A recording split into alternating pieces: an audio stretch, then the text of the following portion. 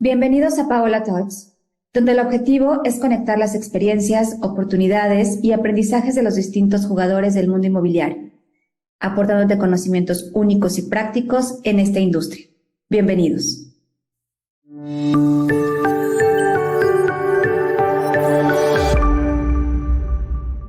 El día de hoy tengo como invitado a Raúl Arias, director general y fundador de AR Asesores y Servicios Financieros.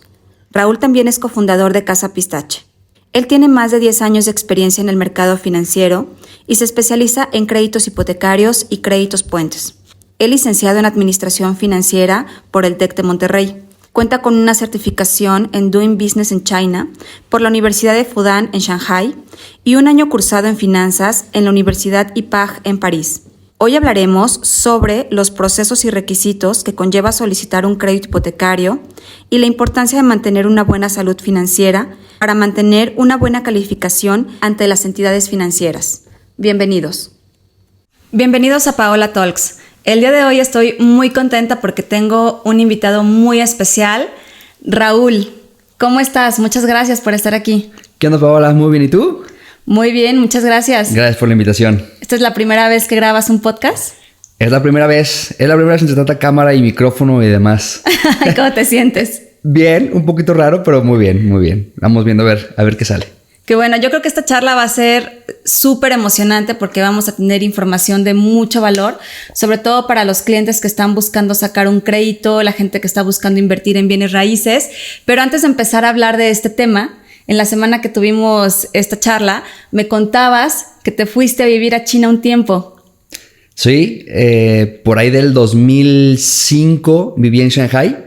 Estuve en Shanghai año y medio. Me fui a estudiar parte de mi carrera en finanzas. Estudié en la Universidad de Fudan. Una gran experiencia, la verdad. Fudan es la tercera universidad más prestigiosa en China. Complicado. Y a la par también estuve estudiando algo de mandarín. Ok. Y entonces estuviste estudiando, pero también me hablaste que las fiestas se ponían muy buenas. Sí. Sí, fíjate que yo cuando entro al TEC, estudié en el TEC de Monterrey, empecé a escuchar que China creciendo a doble dígito y demás. Y dije, pues bueno, me voy a ir a China porque pues para allá va mi carrera, ¿no? Resulta que yo creí que iba a ser estudiar y todo eso, ¿no? O sea, muy, muy pesado. Y me topo con la sorpresa que llego a Shanghai y es una ciudad súper cosmopolitan. Yo digamos que lo catalogo como el Nueva York de China, de Asia. Y me topo con que pues todas las empresas, creo que por ahí te platiqué, todas las empresas que se empiezan a hacer como a internacionalizar, empiezan a contratar mucho esta imagen occidental, ¿no? A la modelo occidental. Entonces me topo con una fiesta en la que pues hay gente de todo el mundo y súper internacional. La gente usaba los antros como también para hacer negocio. La gente iba de traje, las mujeres de vestido largo. O sea, muy glamuroso todo y me fascinó. Oye, ¿y si aprovechaste el estudio o te ganó la fiesta? Sí le saqué provecho. Hoy en día sabría más mandarín si me hubiera abocado un poquito más al estudio, la verdad, eso es cierto. Me imagino. Y después de que regresas de China, uh-huh, ¿te metes de lleno al mundo de las finanzas o haces otras cosas? No, fíjate que en el inter de descubrir el qué hacer en lo que me apasiona, que son los números, trueno un negocio en el que me fascina también el diseño. Entonces quise emprender en el diseño. Mi socio, éramos dos. Yo como financiero, mi socio como ingeniero industrial. Okay. Ya te imaginarás, teníamos nuestros procesos pulidos, teníamos nuestros números pulidos, pero en cuanto al desarrollo de nuevos diseños, pues quebramos, hicimos un producto, empezamos a vender más o menos bien y nos estancamos, ¿no? O sea, no supimos cómo crecer. Y bueno, ahí parte se me fueron mis ahorros, ¿no? Saliendo de hecho, sin haberme graduado de la universidad. Y luego con los contactos que tenía en China, también quise hacer una comercializadora de China a México. Y ahí el tema fue que aparte me acabé todos mis ahorros en ese segundo proyecto. El tema fue que a mí me hizo falta experiencia y confié demasiado y no cerré bien el tema de el control de calidad de lo que compraba. Entonces, cuando metía órdenes de compra en China, sí, súper bien. Yo estaba esperando pues mis artículos tal cual habíamos quedado y me llegaba pura basura. Entonces, ahí se me acabaron mis ahorros y casualmente en una Navidad platicando con mi hermano fue director a nivel occidente de Hipotecario Santander. Me empezó a platicar de esto y poco a poco me fue coacheando y fue como empecé este proyecto. Esta empresa, AR Asesores, la empecé en Santander, arrancando Santander y luego me abrí a todos los bancos. Okay. Regresándome nada más un poquito al tema del emprendimiento que tuviste, me parece que el primero era de las sillas Acapulco, me comentabas. Sí. El segundo, la comercializadora.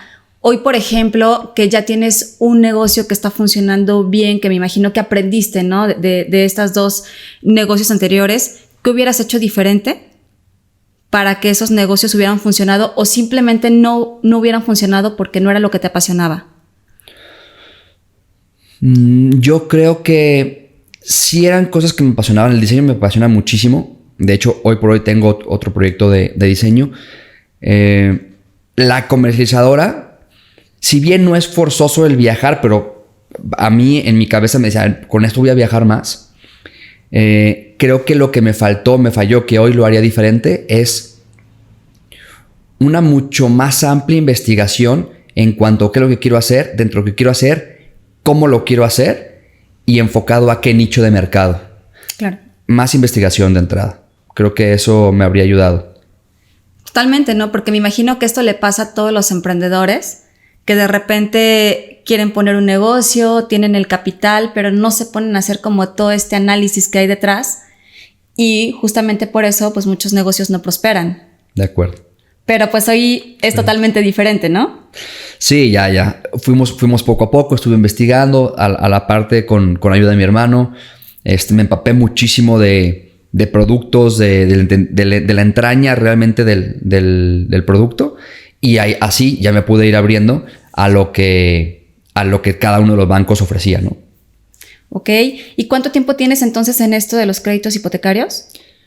Empecé el 2010. 12 años. 12 años. Y en esta experiencia de 12 años, ¿cómo has visto que se han movido las tasas de interés? Mira, cuando empecé, venían bajando las tasas de interés. Entonces, veníamos de tasas altas, altas alrededor de un 12%, que están volviendo. Y venían bajando las tasas. Entonces, ahí el producto estrella era la sustitución de hipoteca. Algún cliente que debía, te voy a inventar, $1,000,000 a una tasa del 12%, mensualmente pagaba $11,500. Entonces tú lo reestructurabas, le podías bajar el plazo o el pago mensual y debiendo lo mismo pagaba menos o mensualmente pagaba lo mismo pero a un plazo menor. Entonces así empezó y como todo es cíclico, ahorita estamos al revés.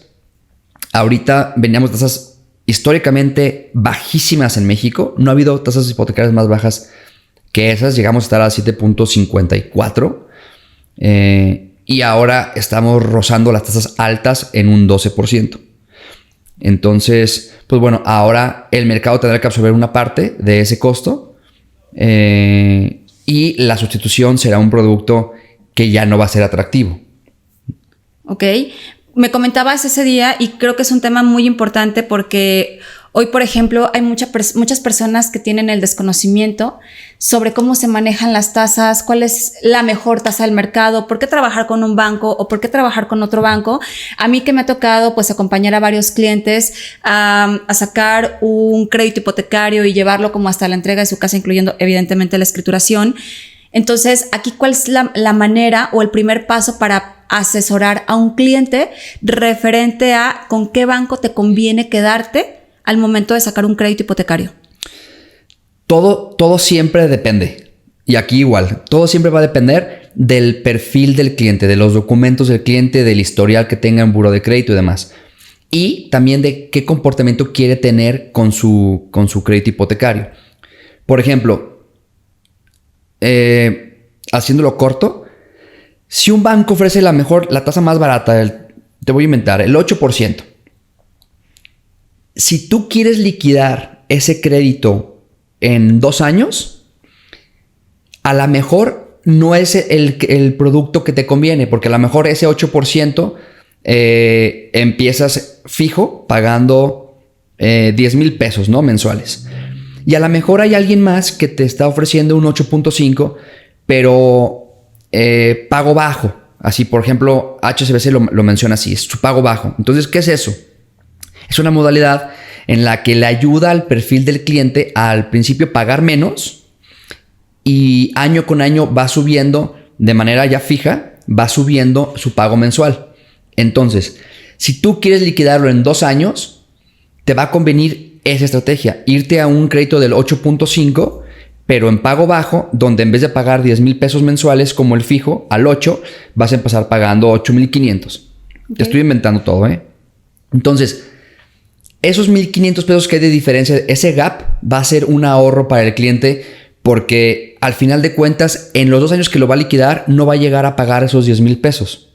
Entonces, no la mejor tasa siempre es lo que le conviene al cliente. Hay que evaluar el perfil del cliente, qué es lo que quiere, cómo se quiere comportar con ese crédito, y sobre eso entonces ya decidir qué banco, qué producto le conviene. Aquí me sale entonces una duda. O sea, si tú agarras, por ejemplo, un banco que ya te da una mensualidad fija, ¿significa que no puedes anticipar pagos? Sí, sí lo puedes hacer, no hay ningún problema. Nada más que haz de cuenta, si yo tengo un crédito que me va a costar 10,000 pesos mensuales durante los primeros 24 meses, que es cuando voy a liquidar, digamos que yo voy a liquidar al mes 24. Entonces, si yo voy a estar pagando 10,000 pesos mensuales y voy a liquidar al mes 24, de mensualidades pagué 240,000 pesos. ¿Va? Si yo tengo otro crédito en el que voy a pagar 8,500 pesos, pues voy a pagar menos de esos 240,000 pesos que habría pagado en el otro crédito y voy a liquidar el mes 24. Entonces ya me ahorré 1,500 pesos por 24, más o menos 15, 18, como 36,000 pesos, más o menos. Ya te los ahorraste, que pues ¿dónde estaban? ¿No? Entonces, claro, esas son las cosas que tenemos que revisar. Y hablando con el tema de tiempos, ¿cuáles son los tiempos que se manejan para sacar un crédito hipotecario? Hay de hasta 5 años, que es lo mínimo. Ok. Hasta ya hay algunas opciones a 25. Pero lo general, lo normal es a 20 años, sacarlo a 20 años. Y es lo que yo recomiendo. ¿Por qué? Porque diluyes mucho la mensualidad. Como el hipotecario es un producto en el que el cliente puede abonar a capital cuando quiera, la intención sería no pegarle a tu flujo, bajar tu pago mensual lo más posible y cuando quieras abonar a capital, le abonas a capital sin que ese abono pague ni comisiones, ni penalizaciones, ni nada por el estilo. Entonces bajas tu pago mensual, pagas lo menos posible de intereses mensualmente y liquidas cuando tú quieras. Esta parte es muy interesante con el tema de los tiempos, porque, por ejemplo, en mi caso, la mayoría de mis clientes son inversionistas, ¿no? Entonces, son inversionistas que piensan sacar un crédito hipotecario y algunos me preguntan, oye, ¿cuál es la mejor estrategia cuando saco un crédito hipotecario? O sea, si hoy el crédito me sale en 12%, que era lo que platicábamos el miércoles, y el departamento que compré me está dando un rendimiento del 16%, entonces, ¿qué me conviene? Pagar ese 12% del crédito y ese 4% adicional lo meto también al crédito y de esta manera termino de pagarlo mucho más rápido. ¿Esta sería como la mejor manera que un inversionista puede manejar un crédito hipotecario o cuál es la estrategia que tú le recomiendas? Ya. En mi opinión, ya teniendo un crédito hipotecario con una buena tasa de interés, que al final de cuentas son de las tasas más baratas que hay, yo recomendaría que no se liquide el crédito hipotecario, porque al final de cuentas, si tu inversión te está dando un 16% y tú de costo anual total estás pagando un 12%, digamos que debes 1,000,000, ¿no? Ese millón te está dando el 16% y te está costando el 12%. Traes un diferencial de 4, va. Los intereses reales que se están pagando en ese crédito son deducibles de impuesto. Entonces, ahí hay otra ventaja en cuanto a tener esa hipoteca, ¿no? Tu spread no va a acabar siendo 4, va a acabar siendo un poco más. Si tú tienes ese millón para liquidarlo, mejor, financieramente hablando, le diría al inversionista, ese millón, mételo a invertir en algo que te dé arriba del 12%. Incluso con los intereses reales que va a estar deduciendo de esa hipoteca, incluso hasta menos. Si ese millón lo mete a una inversión del 13, 14, 15%, le estaría dando la vuelta a ese dinero. ¿Para qué lo entierra en la propiedad? Mejor que le siga dando vuelta a ese dinero. Incluso pudiera comprar otra preventa. Claro, y qué importante lo que dices, porque si lo entiendo de esta manera, a ver, dime si estoy en lo correcto. O sea, tú ya sacaste la preventa, ¿no? Al momento de que te entregan el proyecto, sacas tu crédito hipotecario, que este mismo proyecto o este departamento te va a dar para saldar al 100% del departamento y te va a quedar un excedente. Uh-huh. Si tú quisieras pagarlo de manera anticipada, pues puedes meter esa lana ahí, pero te quedas con una sola propiedad. Sin embargo, dejas que tu propiedad con la renta se pague toda la vida del crédito hipotecario y ese excedente más los impuestos que te están regresando, compras otro departamento o sacas para el enganche de otro departamento, ya estamos hablando que en lugar de uno te vas a quedar con 2 bienes. Y qué importante lo que dices, porque hay muchas personas que no saben este tipo de estrategias. O sea, a veces nos clavamos tanto con el tema de no querer tener la deuda, cuando la deuda no la estás pagando tú, sino la está pagando el inquilino o la está pagando la plataforma donde estás metiendo a trabajar los departamentos. Y adicional, con ese excedente te vas haciendo de otro departamento y creo yo que las personas que entienden perfectamente esta estrategia pues han logrado tener varios bienes. Me imagino que tienes varios clientes así, ¿no? Sí, definitivamente. Si esa estrategia te está dando el 4, la duplicas, vas a tener ya el 8 y al final de cuentas estás generando, me imagino, ahora, si tus clientes están comprando preventas en muy buenas ubicaciones. Quiere decir que en cuanto les entregan, su departamento a lo mejor les costó 3 y ya vale 4, 5. Y conforme pasa el tiempo en una buena ubicación, al final de cuentas nuestra ciudad, hablando en específico de Guadalajara, se está densificando. Entonces, si hay una propiedad que se compró en preventa en buena ubicación, la plusvalía va a ser bastante en los siguientes años. Entonces, si ahorita esa preventa le está dando el 4 y no liquida esa hipoteca, sino al contrario, genera otra compraventa en preventa y luego la liquida con otra hipoteca, ya va a tener el 8, pero el 8 te hablo de ese año. Claro. Pero obviamente con la plusvalía, la renta va a seguir subiendo y su hipoteca va a quedar fija. Claro. Entonces va a generar mayor rendimiento en cada una de las 2 estrategias que haya generado. Totalmente, qué interesante. Y también estábamos hablando el otro día, por ejemplo, de una persona, tengo también clientes que quieren comprar casas de contado para vivir, ¿no? Y ¿sabes qué? Yo tengo este dinero, voy a comprarla y la voy a comprar de contado. Y estábamos platicando que al final del día, pues es un dinero que se queda enterrado. Entonces me comentabas que hay una estrategia como de una rehipoteca para poder tener tu casa y tomar parte de ese dinero y empezar a invertirlo en otras opciones. ¿Cómo funciona este esquema? Ya. Los créditos se llaman, cada banco de repente le cambia, pero al final de cuentas es un crédito de liquidez y la garantía acaba siendo la propiedad. Entonces, depende del perfil, se acude a un banco, se solicita un crédito de liquidez donde se le puede sacar a la propiedad incluso... por ejemplo, Scotiabank, si vas a comprar otra propiedad que no puedes hipotecar, digamos, porque es preventa, lo que tú quieras, y le quieres ganar el descuento del pago de contado en preventa y demás, Scotiabank dice, va, perfecto. Hipoteco tu casa actual, yo te doy liquidez de hasta el 90 o 95% y tú compras otra propiedad. Esa propiedad va a quedar de contado, ok, pero yo me quedo con la garantía de tu casa actual. Entonces, pudiera haber la posibilidad de hasta generar un 90-95% de aforo, se le llama, de porcentaje de lo que valga tu propiedad para comprar una preventa. Ok. Entonces, por lo que entiendo, este dinero que te presta el banco, o sea, él no te va a preguntar para qué quieres ese dinero.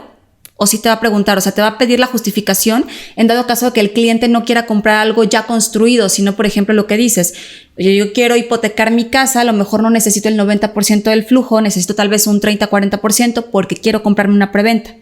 Exacto.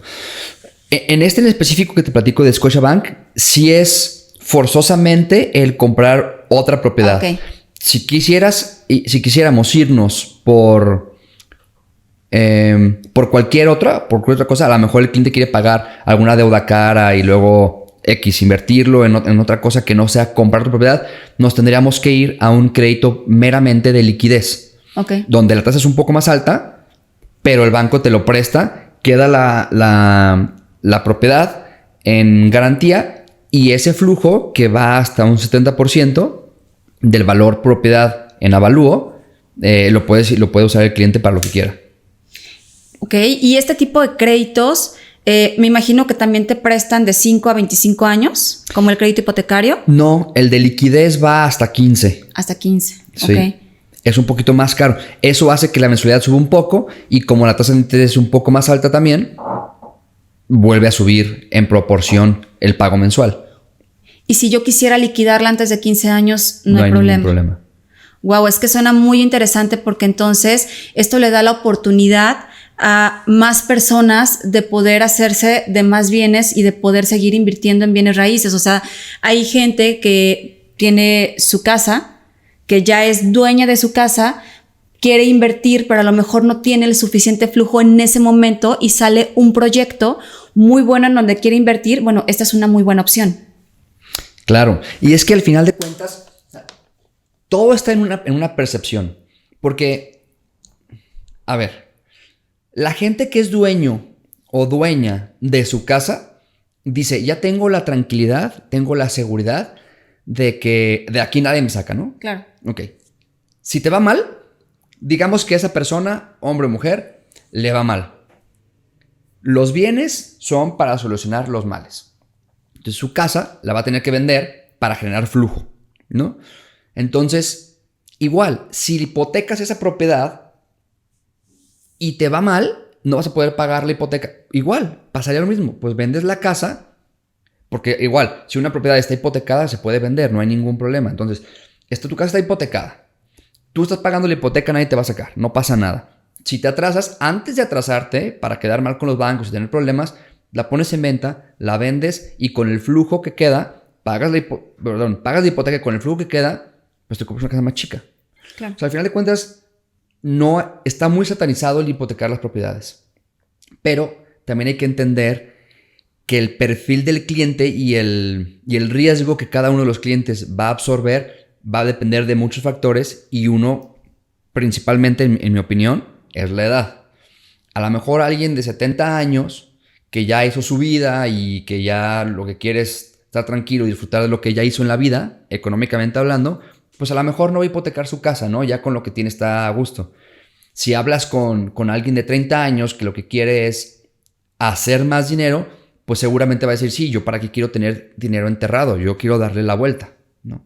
Y de eso y muchos otros factores va a depender. Totalmente. Y es que acabas de tocar un tema súper importante y es la edad.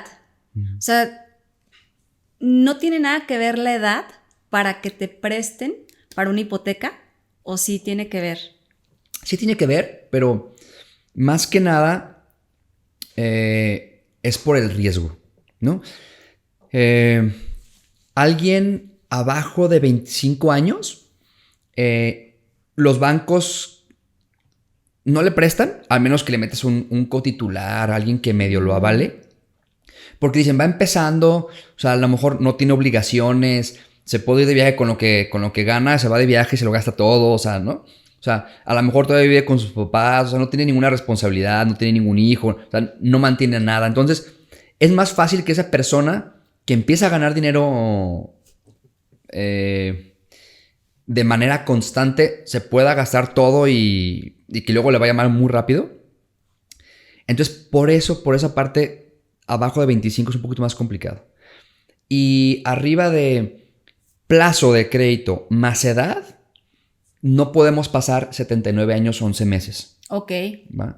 Para tener la opción de que te presten. ¿Por qué? Porque luego En cuanto a temas de riesgo salud, también es complicado ya en cuanto a la edad media de las personas, pues ya empieza a haber a lo mejor fallecimientos o complicaciones de salud y demás. Entonces, por el tema del seguro, porque la persona que contrata algún crédito tiene que estar asegurada y la garantía también tiene que estar asegurada. Entonces, también entras ahí en riesgos. Por eso, tampoco nos podemos pasar de esa edad. Ok. Y regresándome un poquito, porque hay un tema hablando de las hipotecas que no quisiera que se me pasara. ¿Qué pasa con las rehipotecas? O sea, yo no sabía que existía esto. O sea, una persona que tiene una casa hipotecada puede rehipotecar, que me decías que era como un cambio de hipoteca, ¿no? Ah, ya. Sí. Digamos, voy a hacer una distinción. No es una hipoteca sobre hipoteca. Okay. Eso en México no existe. Jurídicamente no se maneja.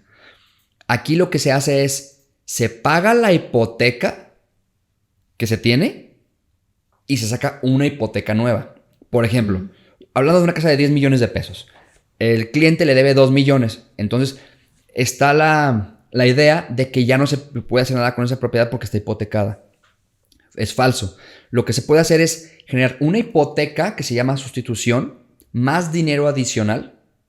Algunos bancos lo llaman así, otros bancos lo llaman diferente, pero es una sustitución de hipoteca. Se sustituyen esos 2 millones que ya se deben y luego se le puede pedir al banco un extra hasta no pasarnos un 70% del valor de la propiedad. Okay. Se pudieran pedir hasta 7 millones de pesos. Entonces, si se deben 2, se genera esa parte de sustitución y el dinero adicional serían 5 millones de pesos. Entonces, ¿qué pasa? Si se tiene la hipoteca de los 2 millones en el banco A, al banco B se le piden 7, 2 se van a pagar la deuda al banco A y los otros 5 el banco B se los deposita al dueño de la propiedad, al acreditado, para que haga con ese dinero lo que quiera. Es que está súper interesante porque volvemos al tema de las preventas. Sigo pensándolo porque cuando compras una preventa en una etapa muy inicial, digo, tú ya tienes la experiencia de esto, esa preventa, ese proyecto va a plusvalizar, ¿no? Y si te cuesta 2 millones, a la entrega te va a valer por lo menos 2 millones y medio, por lo menos. Entonces, o sea, con esta misma inversión que tú compraste, puedes ir jugando para poder sacar esta parte de la...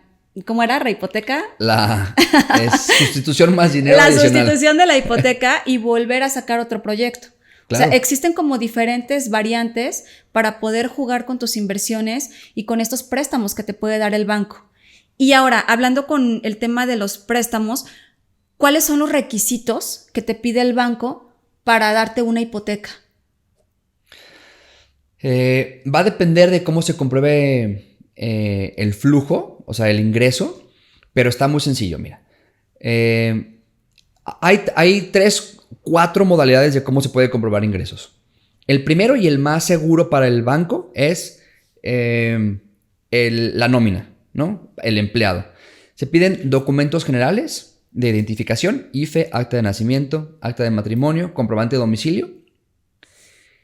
Y sobre la comprobación de ingresos, es una carta laboral con ciertos requisitos de la empresa que diga cuánto gana, cómo se llama, el RFC personal, etcétera, ¿no? Puesto, antigüedad. 3 meses de recibos de nómina y 3 meses de estados de cuenta que avalen esos recibos de nómina.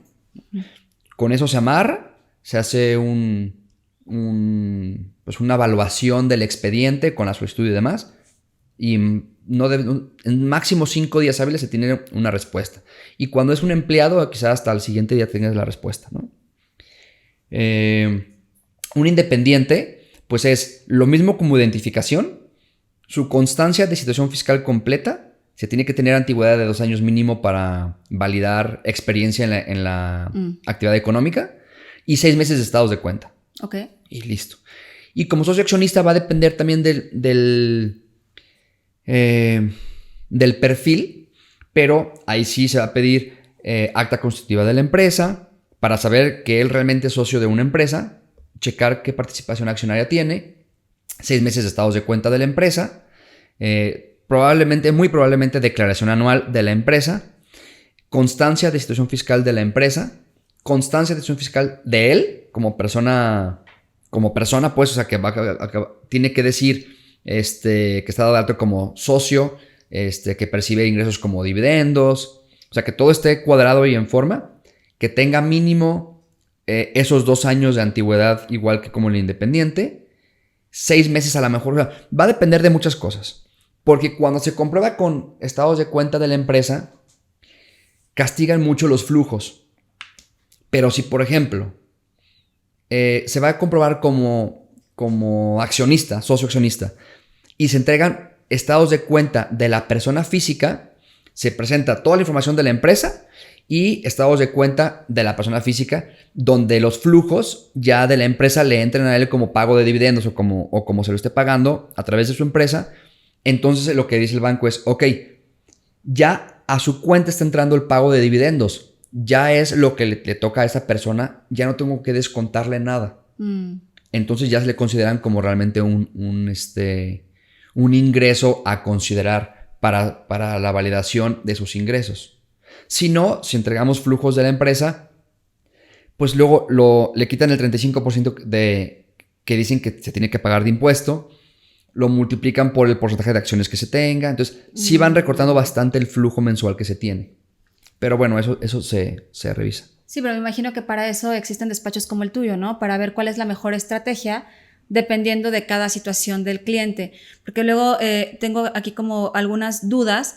¿Qué pasa? Bueno, no sé si el banco, mejor dicho, te pida como algún tipo de antigüedad para que tengas tú laborando. O no le importa, o sea, mientras cubras con esos 3 meses de nómina y que haya caído lana en el banco en estos 3 estados de cuenta, ¿con eso es suficiente para el banco? Depende de los bancos ya. Antes era tener mínimo 2 años trabajando también, pero haz de cuenta, si yo tenía 2 meses hoy tengo 2 meses en HP, pero les decía, ay, no te preocupes, acabo de renunciar a esta empresa te voy a inventar, IBM. Llevaba 5 años en IBM y luego me agarró HP y me dio mejores prestaciones. Entonces me cambié. Entonces tú comprobabas que llevabas 5 años trabajando en IBM y que al siguiente mes que dejas de trabajar en IBM, trabajaste en HP y tienes 2 meses, el banco decía, está bien, tiene antigüedad de 5 años con IBM. Ahorita lo que hacen es, tú me tienes que demostrar mínimo que tienes 6 meses trabajando en la empresa en la que estás actualmente y con eso. Okay. Y para estos emprendedores o estas empresas que reciben mucho flujo de efectivo, o sea, ¿cómo es la comprobación para el banco? O sea, por ejemplo, estos pequeños negocios de alguien que tiene una veterinaria, de alguien que tiene una tienda, que recibe mucho efectivo, pero que sí va y lo guarda al banco. O sea, ¿con el estado de cuenta se puede respaldar? ¿O ellos no tienen posibilidad de sacar una hipoteca? Sí la tienen. Mira, normalmente, si fuera el caso así, ellos estarían dados de alta como independientes, ¿no? Quiero suponer. Entonces, si ellos reciben mucho flujo y lo depositan en una cuenta, pues al final de cuentas ese flujo pues, está fiscalizado, está en orden con el SAT y demás, pues no hay ningún problema. Entonces sí tienen forma de comprobar a través de esos estados de cuenta, no hay ningún problema. Ok, a través del estado de cuenta. Y ahora hablemos de algo súper importante, el buró de crédito. Ok, que puede ser súper importante. El terror para muchos.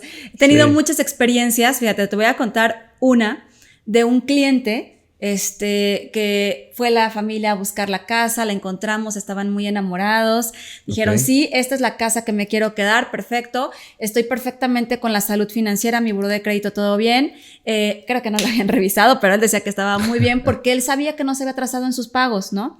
Al momento de que mandamos documentación y reciben o revisan buró de crédito, oh sorpresa, tenía una superdeuda como de 100,000 pesos. Bueno, esta era una superdeuda. Sé que hay gente que son 700 y así, que ahorita ya me platicarás cómo es lo más común. Pero en su caso era porque tenía un homónimo. Ya. Entonces, había un homónimo al que le habían, tenía esta deuda y se la habían colgado a mi cliente. Fue todo un show porque se tuvo que ir hasta la Conducef. O sea, fue muy tardado y al final pues, ya no quiso comprar la casa, ¿no? Y como esta, sé que hay muchísimas historias. Por favor, háblame de qué debe de ser una buena salud en tu buró de crédito. Ya. Mira, la verdad es que sí, antes te quiero platicar mi opinión.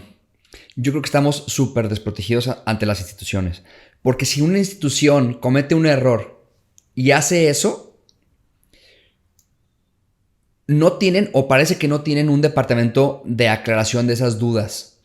Y a que te tome en cuenta buró de crédito contra la opinión de la institución financiera que te marcó de forma negativa en buró de crédito, pasan años. Tienes que ir, bueno, o meses. Tienes que ir a Conducef. Es un rollo. Y más si traes una operación de millones de pesos al momento para firmar. Y eso es lo que lo está impidiendo.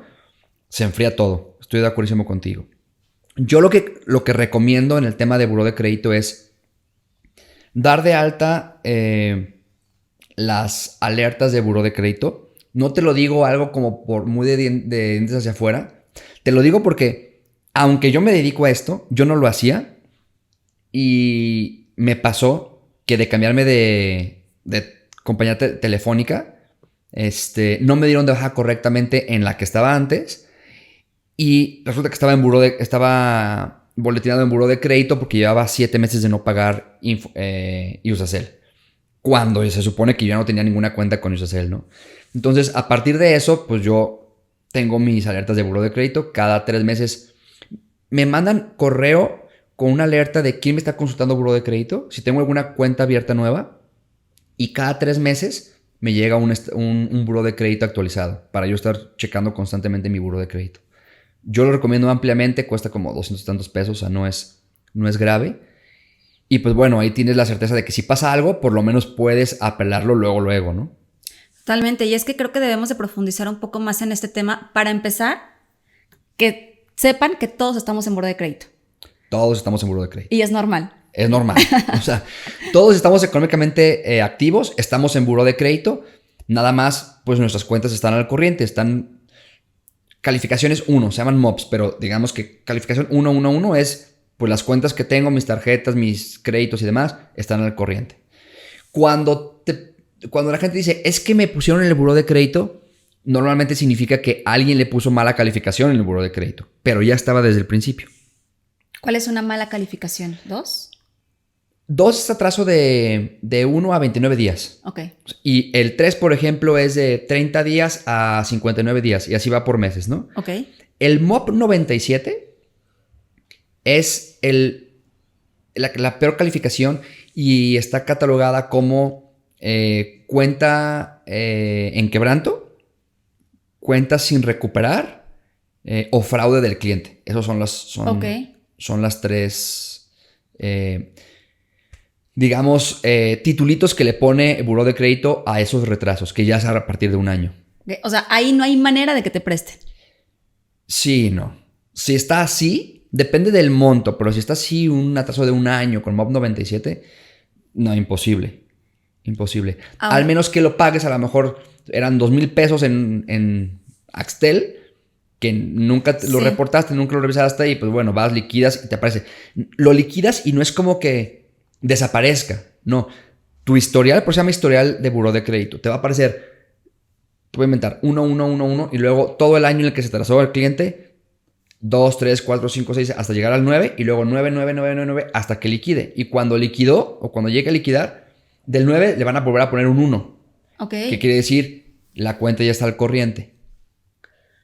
Cuando tú cierras una cuenta de 9 y luego 1 y cierras la cuenta, el banco sabe que quedaste mal, pero por lo menos al final de cuentas pagaste todo lo que tenías que pagar y cerraste la cuenta sin quitas, se llaman. Ok, ¿y esto te perjudica para el monto que estás solicitando? Quizás sí, pero más principalmente en la tasa de interés. Si te llegan a prestar con todo y ese pecado, probablemente lo que te va a afectar va a ser en la tasa de interés. Y si estás pidiendo el máximo, te voy a inventar el 90% de crédito. A lo mejor también te van a decir, oye, pues es que aquí te atrasaste y me da miedito. Uh-huh. Yo banco, en vez de prestarte el 90, te presto el 85. Y en vez de prestarte al 10, te va a prestar al 10 y medio. Ok. ¿No? Fíjate que esto está súper interesante y la verdad es que es muy importante que la gente sí revise el buró de crédito, porque a mí me ha tocado ver clientes que cuando le revisan el buró de crédito tienen saldos de 700 pesos. Sí, sí. ¿No? Y es un saldo que ni siquiera le corresponde porque justamente hicieron algún movimiento en alguna compañía telefónica o alguna otra compañía, no supieron que tenían esta deuda y al momento de sacar un crédito, aquí es cuando sale como el tema de, ok, tienes una mala calificación en buró de crédito. Por ejemplo, aquí, ¿cuál es la recomendación? Págalos. O sea, si es un monto pequeño, en lugar de meterte como en todo un tema administrativo y burocrático, es págalos y ya metes como la aclaración para que se limpie el buró, o mete tu aclaración y vamos viendo a ver cuánto termina, o sea, cuánto tarda. Híjole, no creo que debiera de ser así, pero sí, mi recomendación es, ¿sabes qué? Liquídalo, porque si a lo mejor debes 1,000 pesos y tienes un 2 y no lo quieres pagar porque tú no lo debes realmente, en lo que entra tu aclaración y pasa a favor tuyo y que todo este rollo, a lo mejor pasan 6 meses y este 2 que pudiste haber arreglado pagando esos 1,000 pesos se va a convertir en un 7, te va a pegar. Y al final de cuentas, no fue gravoso. Entonces yo recomiendo siempre pagarlo. El problema es que no siempre son 1,000 pesos, 500 pesos. Hay veces que son 30, 50, 200,000 pesos que no son tuyos y te está pegando. Y ahí sí, Sí, dile al cliente, paga no lo vas a 200,000 pagar, pesos. ¿no? Sí, Sí. está cañón. Y, por ejemplo, en el tema de las quitas, que me imagino que esta es la negociación a la que tú llegas con alguna institución o con algún despacho de cobranza para saldar una deuda que tienes, pero te hacen un descuento. Así es. Ok, ¿esto qué tanto te beneficia o te perjudica al momento de sacar cualquier crédito? Es lo peor. Para sacar un crédito, si tú tienes una quita en buró de crédito, no te prestan. Porque al final de cuentas, al banco, una quita lo que le dice es, pues es tuvo cuentas, debía todo esto y no lo pagó. De hecho, cuando tiene una quita en buró, la última calificación de esa cuenta es 9.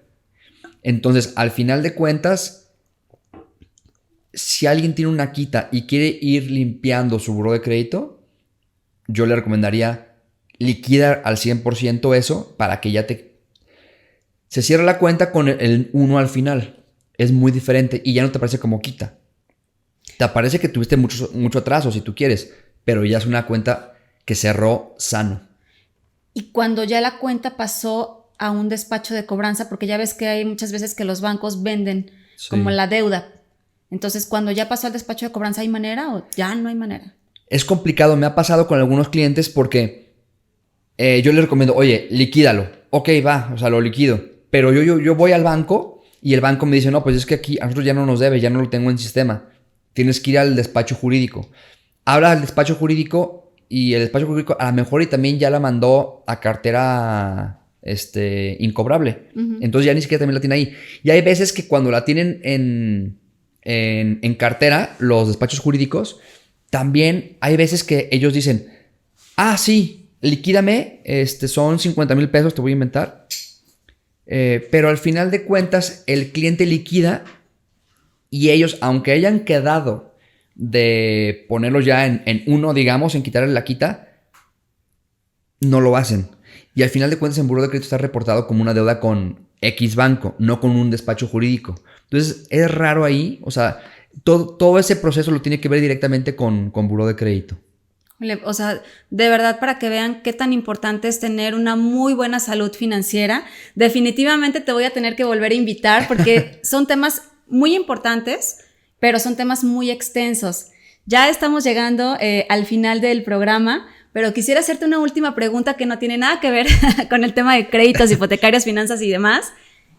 El otro día tuve una reunión con unos amigos y me hicieron una pregunta muy interesante que me hizo reflexionar y es la que te quiero hacer. Fíjate bien, ¿eh? No va a ser religión. No llores.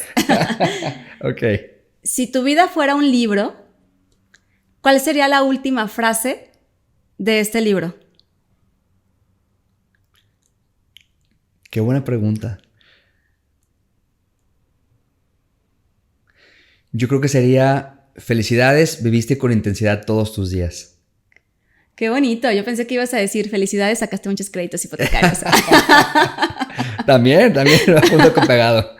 No, qué padre. Oye, de verdad es que fue una charla que nos dio muchísima información. Yo aprendí más ahorita que hace año y medio que me diste esta charla. Sí. Muchas gracias por esto. ¿Cómo la gente te puede encontrar en redes sociales por si quieren tener más información, incluso si quieren sacar algún crédito hipotecario? De entrada, muchísimas gracias por la invitación, Paola. Te agradezco muchísimo. Qué gusto volver a encontrar contigo Sí. en este espacio. Nos pueden encontrar en la página de internet arasesores.mx, www.arasesores.mx. Y estamos en LinkedIn también, ¿no? Como AR Asesores y Raúl Arias. ¿En Instagram? En LinkedIn. Ah, ok. ¿Y en Instagram no tienes? No tenemos Instagram. Ok, una tarea. Lo vamos a considerar. Qué bueno, pues muchísimas gracias. Te digo, espero tenerte pronto. Pues muchas gracias por habernos acompañado en esta charla. Si te gustó este episodio, compártelo para que cada vez más personas tengan acceso a la información del mundo inmobiliario. Nos vemos en el próximo episodio.